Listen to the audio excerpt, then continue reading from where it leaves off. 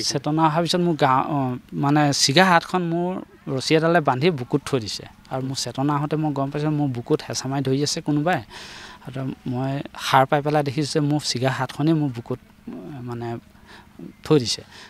ইতিমধ্যে আজি যেহেতু এডিআৰই যি পৰীক্ষা তাৰ ইতিমধ্যে ফলাফল ঘোষণা হৈছে আৰু বহু পৰীক্ষাৰ্থী এনে পৰীক্ষাৰ্থীয়ে উত্তীৰ্ণ হৈছে যিসকলে আচলতে ভাবিব নোৱাৰিছিল যে তেওঁলোকে কোনোবা দিন এটা চাকৰি প্ৰত্যাশী হ'ব পাৰিব বা এটা চাকৰি লাভ কৰিবলৈ তেওঁলোকে আগবাঢ়ি যাব পাৰিব।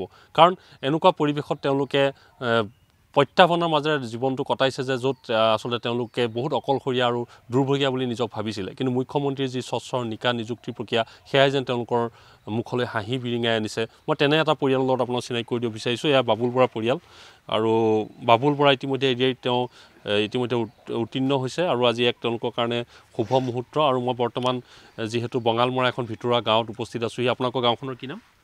নাহৰণি এনে বঙালমৰা কিন্তু নাহৰণি কাঁইপুখুৰী। নাহৰণি কাঁইপুখুৰী তাত উপস্থিত আছোঁ। মই প্ৰথমে তেওঁৰ লগত কথা পতাৰ আগত এটা তেওঁৰ কাহিনী মই যিমান দূৰ জানো ওচৰ চুবুৰীয়া মানুহৰ পৰা এটা কাহিনী ক'ব বিচাৰিছোঁ। এয়া হ'ল বাবুল বৰা। তেওঁ এখন হাত আপুনি দেখিব তেওঁৰ এখন হাত নাই আৰু এই হাতখন আচলতে তেওঁ স্বাভাৱিকভাৱে এনেকুৱা নহয় যে জন্মগতভাৱে নাই।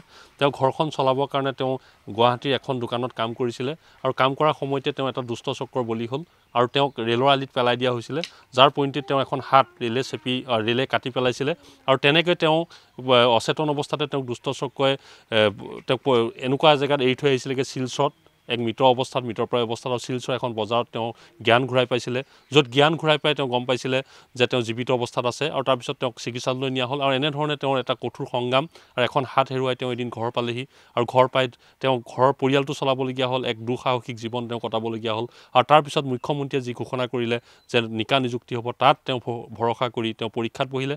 আজি এই সফলতা মই আপোনাক অভিনন্দন জনাইছোঁ। আপোনাৰ কাহিনীটো চমুকে মই কৈছোঁ দৰ্শকক, কিন্তু আপোনাৰ মুখেৰে দৰ্শকে জানিব বিচাৰিব সমগ্ৰ কাহিনী। মই প্ৰথমে যিহেতু আপুনি এইবাৰ এডিআৰই কোনটো পৰীক্ষাত হৈছে? মই 4th গ্ৰেডৰ 10 লেভেল আৰু 8 লেভেলৰ দুইটাতে হৈছে। আপুনি তাৰ কাৰণে পঢ়া শুনা কৰি আছিলে? পঢ়া শুনা কৰি আছিলোঁ, এনেই সময় নাপাওঁ, দিনত পৰিয়াল আছে যিহেতু আৰু ৰাতি সময়ছোৱাতে ধৰি লওক 8 বজাৰ পৰা মই 1 মান বজালৈকে কষ্ট কৰোঁ অকণমান আৰু সেই তেনেকৈ পঢ়ি। ঠিক আছে বাবুল বৰা ডাঙৰীয়া, মই আপোনাক যিহেতু অভিনন্দন জনাইছোঁ এই সফলতাৰ কাৰণে। তো আপুনি যেনেকৈ এটা যুঁজ দিছে আচলতে অনুপ্ৰেৰণা, বহু উঠি অহা প্ৰজন্মৰ কাৰণে অনুপ্ৰেৰণা আপুনি, কাৰণ আপোনাৰ এখন হাত আপুনি হেৰুৱাইছে। গোটেই কাহিনীটো ক'ব নেকি কি হৈছিলে? মই যিহেতু এটা থুলমূল আনৰ পৰা জনা কাহিনী কৈছোঁ, আচলতে আপোনাৰ জীৱনত কি হৈছিলে খুব চমুকৈ যদি আপুনি জীৱনৰ অকণমান কাহিনী কয়।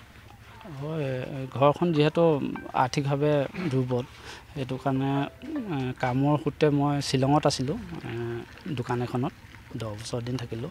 তাৰপিছত মোৰ এটা দুষ্ট চক্ৰত বলি হ'লোঁ।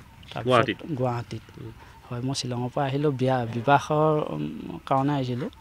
তাৰপিছত শ্বিলঙৰ পৰা আহি গুৱাহাটীতে মোৰ এই ঘটনাটো হ'ল। এটা দুষ্ট চক্ৰৰ বলি হৈ পেলাই মোৰ হাত এখন হেৰুৱাব লগা হ'ল। আপোনাক পেলাই থৈছিলে? হয়, চিৰিত অচেতন কৰি অচেতন মানে সেইদিনা শিৱৰাত্ৰি আছিলে। শিৱৰাত্ৰিৰ দিনা মই মন্দিৰ এভাগত সোমালোঁ। তাৰপিছত সেৱা কৰি পেলাই মই লগৰ এজনৰ ওচৰলৈ গৈছিলোঁ। লগৰজনে যিটো এড্ৰেছ দিছিলে মই সেই এড্ৰেছৰ মতে গৈ জেগাটোত পাওঁতে মোক বেলেগ ল'ৰা এজনে মাতি নিলেহি। যিহেতু আমি শ্বিলঙত থাকোঁতে কিছুমান ল'ৰাজনে কি কৰিলে একদম চমুকৈ ক'লে? সেই ল'ৰাজনে মোক মাতি নিলে। মই যিজন বন্ধুৰ কথা কৈছিলে, বন্ধু বুলি মাতোঁ, মই বন্ধুজনে মাতিছেনি বুলি ক'লত হয় বুলি কৈ মাতি লৈ গ'ল। তাৰপৰা মোক প্ৰসাদ দিলে খাবলৈ, কিন্তু সেই ল'ৰাজন অহাই নাছিলে। কিন্তু পূজা পাতিছোঁ বুলি কৈ পেলাই প্ৰসাদ দিলে খাবলৈ।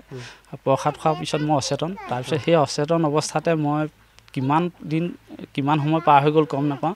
মোৰ যেতিয়া চেতনা আহিছে মই গম পাইছোঁ যে মই শিলিগুৰিত পৰি আছিলোঁ বুলি।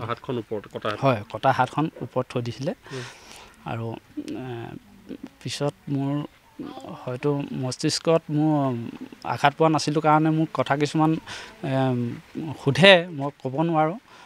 মই লিখি দিম বুলি ক'লত মই মালিকৰ এড্ৰেছত মই মানে ফোন নাম্বাৰটো ক'লোঁ আৰু সেইমতে তেখেতে সহযোগত ভৰ্তি কৰিলে। তাৰপৰা হস্পিটেলত ভৰ্তি কৰিলে হয়। তাৰপিছত আৰু তেনেকৈ আপুনি জীয়াই আহিলে? হয়, সুস্থ হ'লোঁ আৰু কিন্তু তাৰপিছত দেখা গৈছে যে আপুনি তাৰপিছত আকৌ জীৱন সংগ্ৰাম কৰিবলগীয়া হৈছে কাৰণ ইতিমধ্যে আপুনি এখন হাত হেৰুৱাইছে আপোনাৰ বাওঁ হাতখন আপোনাৰ হেৰুৱাইছে হেৰুৱাৰ পিছতো আহি এটা হাতে গোটেই ঘৰ চলাবলগীয়া হৈছে সংগ্ৰাম কৰিব আপুনি ভাবিছিল নে আপোনাৰ জীৱনত কেতিয়াবা এটা চাকৰি আহিব মই ভবা নাছিলোঁ কিন্তু আজি 41 বছৰ পাৰ হৈ গ'ল আগতে মই তেনেকৈ আমি পইচা দিলেহে যে চাকৰি পায় সেই কথাটো সকলোৱে জানে আৰু কিন্তু আমাৰ বৰ্তমান মুখ্যমন্ত্ৰী মাননীয় হিমন্ত বিশ্ব শৰ্মা দেৱৰ নেতৃত্বত এটা নিকা পৰ্যায়ত যে পৰীক্ষাসমূহ হয় চাকৰি পায় সেই কথাটো জনাৰ পিছত এটা মনলৈ সাহস আহিলে যে ময়ো এটা চাকৰি প্ৰত্যাশী মই কষ্ট কৰিলে এটা চাকৰি পাব পাৰোঁ আৰু সেইবাবে মই মাননীয় মুখ্যমন্ত্ৰী মহোদয়ক মই আন্তৰিক অভিনন্দন জনাইছোঁ এনেকুৱা এটা আমি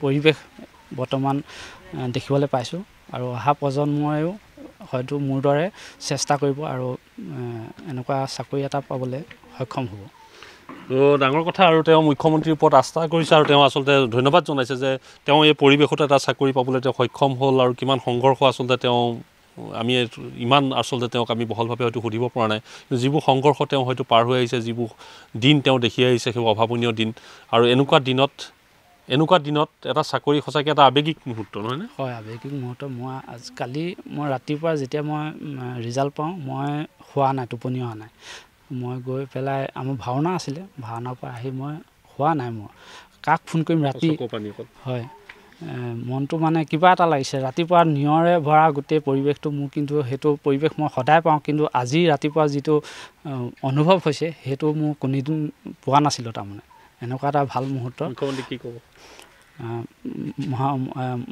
মুখ্যমন্ত্ৰী ছাৰক মই ধন্যবাদ জনাইছোঁ তেখেতে এনেদৰে আমাৰ জনতাক আস্থা দিছে আৰু সেইমতে তেখেতে কামখিনি কৰি যাওক আৰু সেয়া মহোদয়ৰ ওচৰত প্ৰাৰ্থনা হয় প্ৰাৰ্থনা জনাইছে আৰু আমি দেখুৱাইছোঁ এইটো তেওঁৰ পৰিয়াল আৰু এয়া তেওঁৰ পৰিয়াল আৰু এই পৰিয়ালটোকে লৈ তেওঁ সপোন আৰু সেই সপোনত মুখ্যমন্ত্ৰীয়ে যি স্বচ্ছ নিকা সেই ব্যৱস্থাটো এটা মোহৰ মাৰিলে তেওঁৰ জীৱনত এটা সোণালী মোহৰ যাৰ জৰিয়তে তেওঁ জীয়াই থকা আৰু সাহস পাব আৰু এনেধৰণে বহু হয়তো গাঁৱৰ লোক আছে বা বহু অসমৰ বিভিন্ন প্ৰান্তৰ লোক আছে যিসকলে এইবাৰ চাকৰি যি তেওঁলোকৰ এই দৌৰ সেই দৌৰত নিজৰ যোগ্যতা প্ৰতিপন্ন কৰি আগুৱাই গৈছে নিশ্চয়কৈ তেওঁলোকৰ এনেধৰণৰ কাহিনী বা এনেধৰণৰ পৰিৱেশৰ মাজতো যে সপোন দেখিব পাৰে তেনে এক ব্যৱস্থা আচলতে মুখ্যমন্ত্ৰীয়ে প্ৰৱৰ্তন কৰিলে যাৰ বাবে দেখা গ'ল যে আজি বাবুল বৰাৰ দৰে ব্যক্তিয়ে এটা চাকৰি পোৱাৰ যি সপোন সেই সপোন বাস্তৱিকত ৰূপায়িত কৰিবলৈ সক্ষম হৈছে